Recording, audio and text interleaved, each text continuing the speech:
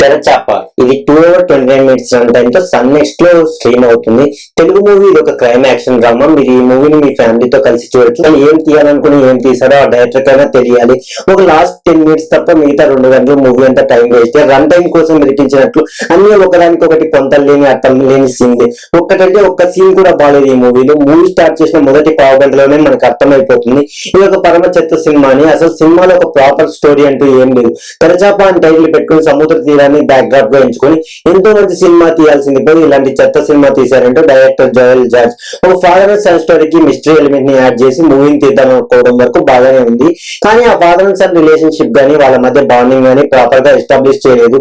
ఇక mystery element విషయానికి వస్తే ఏదో సొల్లు చూపించారు తప్ప అది అసలు మిస్టరీనే కాదు. మూవీ స్టార్ట్ అయిన పావు గంట తర్వాత పాన్ ఇండియా లెవెల్ ఎలివేషన్ తో హీరో ఎంట్రీ, ఆ తర్వాత ఒక ఫైట్, ఒక పాట, మధ్యలో జబర్దస్త్ ఆర్టిస్టులు చేసే రోత కామెడీ, ఆ తర్వాత విలన్ బ్యాచ్ ఎంట్రీ, మళ్ళీ ఒక ఫైట్, హీరోయిన్ ఎంట్రీ, సో మళ్ళా ఒక పాటతో ఇలా గడిపేశారు. ఫస్ట్ హాఫ్ ఇంటర్వ్యూలో పడవల పోటీ అని ఒక 10 minutes సీక్వెన్స్ ఉంటుంది.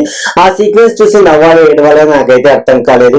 ఇక సెకండ్ హాఫ్ మరీ దారుణం. ఇలా చెప్పుకుంటూ పోతే నాకు ఫ్రస్ట్రేషన్ పెరిగిపోవడం తప్ప ఎలాంటి ఉపయోగం లేదు. సినిమాటోగ్రఫీ, బ్యాక్గ్రౌండ్ మ్యూజిక్ పర్లేదు, ఎడిటింగ్ బాగాలేదు.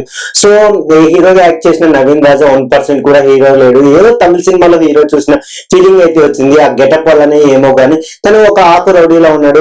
ఇక హీరోయిన్ గా గాయత్రి రోల్ చేసిన పూజా సుహాసిని హీరోయిన్ లా లేదు, ఒక ఆంటీలా అయితే ఉంది. ఆనంద్ రాజ్ అనే క్యారెక్టర్ చేసిన రాజీవ్ కనక అసలు ఈ మూవీని ఏం చూసి ఒప్పుకున్నాడో. ఇక విలన్ బ్యాచ్ గురించి చెప్పుకోవడానికి అయితే ఏం లేదు, ఒక్కళ్ళకి కూడా యాక్టింగ్ రాదు. వాసు క్యారెక్టర్ చేసిన పుష్ప ఫిల్మ్ జగదీష్ ప్రతి క్యారెక్టర్ ఏంటో, ఆ క్యారెక్టర్ లో తన ఓవర్ యాక్షన్ ఏంటో నాకైతే అర్థం కాలేదు. హీరో ఫాదర్ గా నాగమహేష్ క్యారెక్టర్ ని కూడా ప్రాపర్ గా డిజైన్ చేయలేదు. సీత అనే హీరోయిన్ బావ అని పిలుస్తూ వెంటబడే ఒక క్యారెక్టర్ ఉంటుంది, ఆ క్యారెక్టర్ ని చూసి జాలేసింది. ఇక పృథ్వీరాజ్ క్యారెక్టర్ అయితే మరీ ఘోరం. మీరు బై మిస్టేక్ గా కూడా ఈ సినిమా చూసే ధైర్యం చేయకండి. డెఫినెట్లీ మీకు కానీ మూవీ చూసింటే కామెంట్ సెక్షన్ లో కామెంట్ చేయండి. So that's it guys. ఇలాంటి జెన్యూన్ కంటెంట్ కోసం ప్లీజ్ సబ్స్క్రైబ్ చేసుకొని సపోర్ట్ చేయండి.